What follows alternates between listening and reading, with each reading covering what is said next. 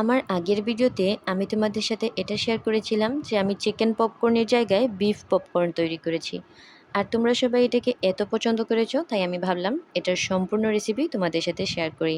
যদিও প্রথমে আমি সন্দেহে ছিলাম এটা ভালো হবে কিনা, সেই জন্য আমি প্রথম দিক থেকে ভিডিও করিনি। তারপরে ভাবলাম ভিডিও করেই রাখি, যদি ভালো হয় তোমাদের সাথে শেয়ার করব, আর যদি ভালো না হয় সেক্ষেত্রে আর শেয়ার করব না। তো তোমরা এখানে যেটা দেখতে পাচ্ছ, এখানে আমি গরুর মাংসকে সিদ্ধ করে নিয়েছি, আর এটাকে আমি সিদ্ধ হওয়ার পর পাতলা স্লাইস করে কেটে নিয়েছি।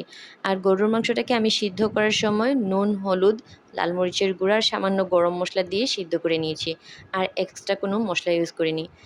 আর এখন আমি এখানে যে সকল মশলা ইউজ করেছি তার মধ্যে হচ্ছে হাফ চা চামচ আদা বাটা, 1 চা চামচ রসুন বাটা, 1 চা চামচ টমেটো সস, তারপর আমি সামান্য কিছু লাল মরিচের গুঁড়া আর স্বাদ মতো লবণ দিয়ে দিয়েছি। আর আমি এখানে স্বাদ মিশালি ইউজ করেছি, যেটা তোমরা যে কোনো দোকানে পেয়ে যাবে, 5 টাকা প্যাকেট। আর লেবু রস দিয়ে সব কিছু খুব ভালো করে মেখে আমি 1 থেকে 1.5 ঘন্টার মতো রেস্টে রেখে দিব। আর এই সম্পূর্ণ রেসিপি যদি তোমরা গরুর মাংস দিয়ে তৈরি না করে মুরগির মাংস দিয়ে তৈরি করতে চাও, সেক্ষেত্রে তোমরা মুরগির মাংসটাকে কাঁচা রাখলেও চলবে। যেহেতু গরুর মাংস সিদ্ধ হতে সময় লাগে, সেই জন্য আমরা এটাকে আগে সিদ্ধ করে নিয়েছি। আর এখন আমরা পরবর্তী কাজে চলে যাব। আমি এখানে 1.5 কাপের মতো ময়দা নিয়েছি, তার মধ্যে সামান্য একটু স্বাদ মিশালি দিয়ে দিয়েছি, লাল মরিচের গুঁড়া আর স্বাদ মতো লবণ দিয়ে শুকনো উপকরণকে খুব ভালো করে হাত দিয়ে মেখে নিব। আর এখন আমরা উপর থেকে অল্প অল্প পানি ছিটিয়ে হাত দিয়ে মেখে নিব। আপনারা একসাথে বেশি পানি দিয়ে হাত দিয়ে মেখে নেবেন না, তাহলে কিন্তু ডো তৈরি হয়ে যাবে।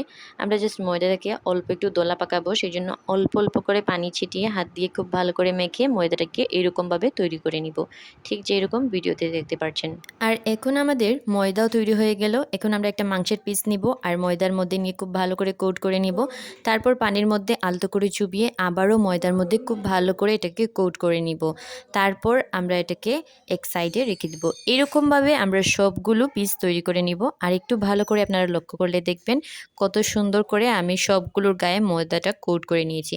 আপনারা যত ভালো করে ময়দাটা এটার গায়ে লাগাতে পারবেন, ফ্রাই করার পর এটাকে কিন্তু দেখতেও তত বেশি লোভনীয় লাগবে, আর খেতেও কিন্তু খুব বেশি ভালো লাগবে। আর এখন আমরা এগুলাকে শুধু গরম তেলে ভেজে নিব। তার জন্য তেলটা যখন হালকা গরম হয়ে আসবে, তখন এই বিফ পপকর্নগুলো আমরা তেলের মধ্যে দিয়ে দিব।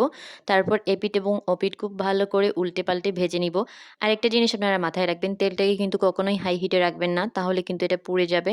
মাঝারি আছে আপনারা এটাকে আস্তে আস্তে রান্না করব, যাতে এটা ভিতর থেকেও মুচমুচে হয়ে যায়। আর এই তো তৈরি হয়ে গেল আজকের খুবই মজাদার বিফ পপকর্ন।